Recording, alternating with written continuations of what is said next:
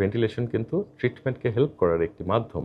একজন রোগী ভেন্টিলেটরে দেয়া হলে তিনি ফিরে আসবেন কি ফিরে আসবেন না, ভেন্টিলেটরে দেবার ক্ষেত্রে একটি মিথ আমাদের সমাজে প্রচলিত রয়েছে যে ভেন্টিলেটরে একজন মানুষ চলে গেলে তিনি আর ফিরে আসার কোনো সুযোগ নেই। এই জায়গাটিতে আমি খুব জোরালোভাবে এবং স্পষ্টভাবে বলতে চাই, দেখুন ভেন্টিলেশন কিন্তু ট্রিটমেন্টকে হেল্প করার একটি মাধ্যম। যদি কেউ ভেন্টিলেটরে চলে গেলে তার ফিরে আসার কোনো সুযোগ না থাকতো, তাহলে কখনোই এটি একটি চিকিৎসা মাধ্যম হিসেবে মেডিকেল সায়েন্সে গৃহীত হওয়ার কোনো সুযোগই ছিল না। একজন রোগী ভেন্টিলেটরে দেয়া হলে তিনি ফিরে আসবেন কি ফিরে আসবেন না, এটি মূলত নির্ভর করে তার মূল কী রোগের কারণে ভেন্টিলেটরে দেওয়া হয়েছে সেটি একটি বিষয়, এবং আনুষঙ্গিক তার যে অঙ্গগুলো রয়েছে সেই অঙ্গগুলো এবং তিনি অ্যাজ এ হোল তার হেলথ স্ট্যাটাস কীরকম সেই বিষয়গুলোর উপরে। এই ক্ষেত্রে বলে রাখা প্রয়োজন, ওয়েস্টার্ন ওয়ার্ল্ডে রেগুলেশন রয়েছে।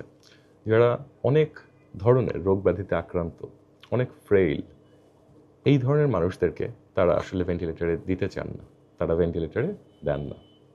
যাদের ক্ষেত্রে ভেন্টিলেশন দিলে, অর্থাৎ তার বর্তমান যে রোগ ফুসফুসজনিত, সেটিকে যদি মোকাবেলা করা যায় তিনি আবার একটি ফাংশনাল লাইফে ফেরত যাবেন ধারণা করা হয়ে থাকে, তাদের ক্ষেত্রেই ভেন্টিলেটর অফার করা হয়ে থাকে।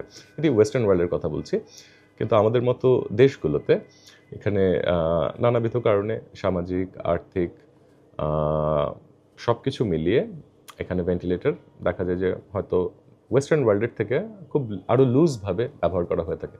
তবে আপনারা জেনে খুশি হবেন, বাংলাদেশেও অনেক ক্ষেত্রে এই সিদ্ধান্তটি চিকিৎসকরা রোগীর স্বজনদের সাথে মিলে নেবার চেষ্টা করেন যে একজন মানুষের হয়তো স্টেজ 4 অ্যাডভান্সড ক্যান্সার হয়েছে এবং যে ক্যান্সারটির ক্ষেত্রে খুব কার্যকরী চিকিৎসা নেই, তাকে হয়তো বা শুধু ভেন্টিলেশনে দিয়ে তার সাফারিংস প্রলং করা হবে, তার কষ্টটাকে বাড়ানো হবে। সেই ক্ষেত্রে রোগীর স্বজনদের সাথে মিশে অনেক ক্ষেত্রে এরকম সিদ্ধান্ত কিন্তু এখন নেওয়া হয়ে থাকে যে ওনার ক্ষেত্রে আমরা ভেন্টিলেশন দিয়ে খুব উপকার হবে বলে মনে করছি না, বরং ওনার কষ্ট বাড়বে, আমরা ভেন্টিলেশনে না যাই ওনার ক্ষেত্রে।